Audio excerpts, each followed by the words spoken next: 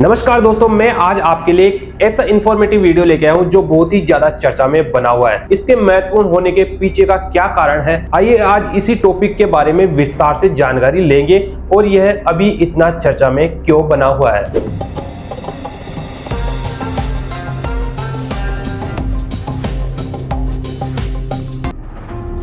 वैश्विक तापमान के रिकॉर्ड उच्च स्तरों और दुनिया भर के लोगों पर अत्यंत चरम मौसम की घटनाओं के बढ़ते प्रभाव के बीच इस वर्ष संयुक्त राष्ट्र जलवायु समझौता COP28 गतिविधियों को दुरुस्त करने और जलवायु संकट का मुकाबला करने के लिए एक कार्रवाई को बढ़ाने के लिए एक महत्वपूर्ण अवसर होगा। हम सभी के प्रयासों से ये विश्वास बढ़ा है कि विश्व कल्याण के लिए सबके हितों की सुरक्षा आवश्यक है। सबकी COP28 क्या है? COP28 एक ऐसा मंच है जहां दुनिया पेरिस जलवायु समझौते पर हुई प्रगति का आकलन करेगी और कार्बन उत्सर्जनों में विशाल कटौती व लोगों की जिंदगियों और आजीविकाओं के संरक्षण के लिए कार्रवाई का एक रास्ता तैयार करेगी। ग्रीन क्रेडिट इनिशिएटिव इस सम्मेलन के अंदर देशों के अध्यक्ष, मंत्री और वार्ताकारों के साथ जलवायु कार्यकर्ता, शहरों के मेयर, सिविल सोसाइटी प्रतिनिधि और कंपनियों के मुख्य कार्यकारी अधिकारी उपस्थित हुए हैं। COP28 के लिए संयुक्त अरब अमीरात के दुबई शहर के अंदर 30 नवंबर से 12 दिसंबर तक सभी एकत्रित हुए हैं। UN जलवायु सम्मेलन COP28 जलवायु कार्यवाही के ऊपर सबसे बड़ा सम्मेलन होता है। COP28 क्या है और यह कहां पर आयोजित किया गया? COP28 28वीं वार्षिक संयुक्त राष्ट्र UN जलवायु बैठक थी, जहां सरकारें चर्चा करती है कि भविष्य में जलवायु परिवर्तन को कैसे सीमित किया जाए और इसके लिए कैसे तैयारी की जाए, इसी के बारे में चर्चा की गई। शिखर सम्मेलन संयुक्त अरब अमीरात UAE के दुबई शहर में आयोजित हुआ। यह 30 नवंबर से लेकर 12 दिसंबर 2023 तक चला, लेकिन एक दिन आगे बढ़ा। जलवायु सम्मेलन के लिए एक बहुत ही सरल मार्गदर्शिका 4 तरह से जलवायु परिवर्तन चरम मौसम को प्रभावित करता है। COP यानी कि COP का मतलब क्या है? COP का मतलब है पार्टियों का सम्मेलन, जहां पार्टियां वे देश है जिन्होंने 1992 में मूल संयुक्त राष्ट्र जलवायु समझौते के ऊपर हस्ताक्षर किए। अब जानते हैं दुबई के अंदर COP28 का आयोजन विवादग्रस्त क्यों रहा। इसके बारे में थोड़ा डिटेल से जानते हैं कि इसके आयोजन का दुबई के अंदर विवाद क्यों हुआ। ध्यान से समझना, UAE दुनिया के शीर्ष 10 तेल उत्पादक देशों में से एक है। इसने राज्य के स्वामित्व वाली तेल कंपनी मुख्य कार्यकारी सुल्तान अल जबर को COP28 का अध्यक्ष नियुक्त किया। सुल्तान अल जबर की पृष्ठभूमि का इसके अंदर COP28 बैनर के साथ साथ भाषण देते हैं। सुल्तान अल जबर की नियुक्ति की व्यापक रूप से आलोचना की गई।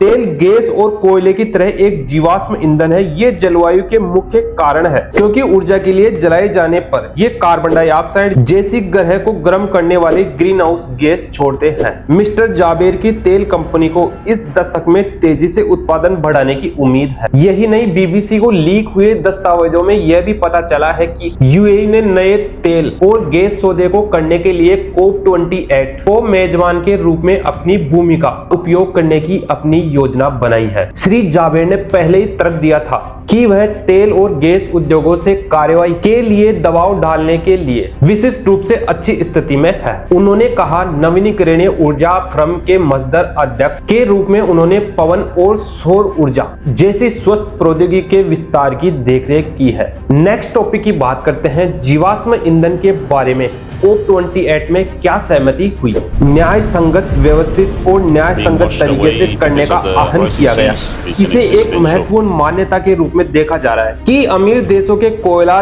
तेल और गैस से तेजी से दूर जाने की उम्मीद है। हालांकि यह समझौता देशों को कार्रवाई करने के लिए बाध्य नहीं करता है और कोई समय सीमा इसकी निर्दिष्ट नहीं है। चीन के अंदर कोयला बिजली स्टेशन COP28 सौदा ग्लोबल वार्मिंग को बढ़ाने वाले जीवाश्म ईंधन से दूर जाने जाने की आवश्यकता पर ध्यान देने वाला सौदा था। कई समूह है जिन्होंने अमेरिका, ब्रिटेन, यूरोप संघ और कुछ देश शामिल है जो जलवायु परिवर्तन के प्रति सबसे ज्यादा अधिक संवेदनशील है। जलवायु परिवर्तन को चरणबद्ध तरीके से समाप्त करने के लिए अधिक महत्वाकांक्षी प्रतिबद्धता चाहते हैं। समझौते के अंदर पवन और सौर ऊर्जा जैसी नवीनीकरणीय ऊर्जा की क्षमता को 3 गुना करने और 2030 तक ऊर्जा दक्षता को सुधारने की दर को 2 गुना करने के लिए वैश्विक लक्ष्य रखा गया है। यह देशों के अंदर कार्बन कैप्चर और भंडारण जैसी कम और शून्य उत्सर्जन प्रौद्योगिकियों में तेजी लाने का आह्वान करता है। कुछ टॉपिक्स की बात करते हैं। COP28 के बड़े कदम के प्रभावों की जांच करना। मेरा देश जलवायु परिवर्तन से कैसे निपट रहा है? क्या ब्रिटेन अपने जलवायु लक्ष्यों को पूरा करने की राह पर है? अब बात करते हैं COP28 इतना महत्वपूर्ण क्यों है। COP28 दीर्घकालीन वैश्विक तापमान वृद्धि को 1.5 सेल्सियस तक सीमित करने के प्रमुख लक्ष्य के लिए एक महत्वपूर्ण समय पर आया था। इस पर COP21 में लगभग 200 देशों ने अपनी सहमति जाहिर की, जो 2015 के अंदर पेरिस में आयोजित हुआ था। संयुक्त राष्ट्र के जलवायु निकाय inter governmental panel on climate change IPCC के अनुसार जलवायु परिवर्तन में सबसे ज्यादा हानिकारक प्रभावों से बचने के लिए पेरिस प्रतिबद्धता महत्वपूर्ण है। हालांकि COP28 में अंतिम समझौते पर सहमति बनने से पहले चेतावनियां दी गई थी कि दुनिया वास्तव में वर्ष 2100 तक 2.7 सेल्सियस तापमान बढ़ने की राह पर है। संयुक्त राष्ट्र ने कहा हाल की प्रगति अपेक्षित के रूप में नहीं है, जिससे तेजी से कमी आ रही है। COP28 में 5 जलवायु परिवर्तन समाधान सुर्खियों में रहे। कार्बन उत्सर्जन कम करने के लिए आप क्या कर सकते हैं? COP28 में कौन गया?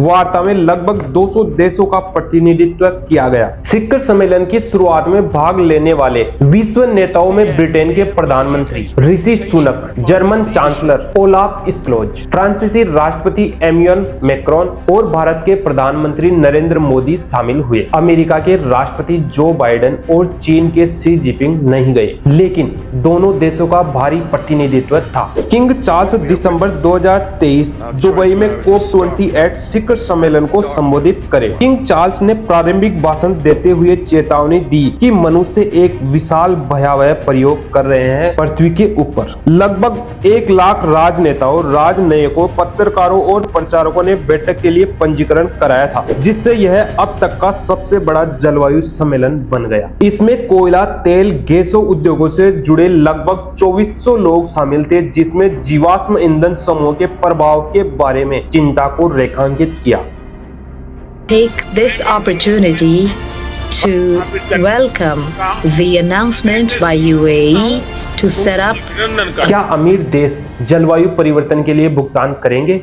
जैसे ही COP28 शुरू हुआ, यह घोषणा की गई हानि और क्षति फंड पैसा देना शुरू कर सकता है। फंड पर COP27 पर सहमति बनी थी। विचार यह है कि अमीर देश ऐतिहासिक रूप से वार्मिंग के मुख्य योगदानकर्ता हो, पहले से ही जलवायु परिवर्तन के प्रभावों का सामना कर रहे गरीब देशों को भुगतान करे। जैसे बाढ़ में खड़ा आदमी दक्षिण सूडान जलवायु परिवर्तन के प्रभाव से तबाह हुए कई विकासशील देशों में से एक है, लेकिन विवरण पर गहरा विवाद बना रहा। अमेरिका जैसे धनी देश पिछले उत्सर्जन के लिए दायित्व स्वीकार करने के लिए अनिच्छुक थे। अपेक्षाकृत छोटी राशि अब तक गिरवी रखी गई, लेकिन फंड जुटाना और चलाना निर्माण के एक महत्वपूर्ण कदम के रूप में देखा जाता है। अमीर और गरीब देशों के बीच विश्वास बनता है। COP28 समझौता बड़े अंतर को उजागर करता है। विकासशील देशों की जरूरतों और उत्सर्जन में कटौती के लिए उपलब्ध कराए गए धन के बीच, लेकिन विकसित देशों को अधिक सहायता प्रदान करने की कोई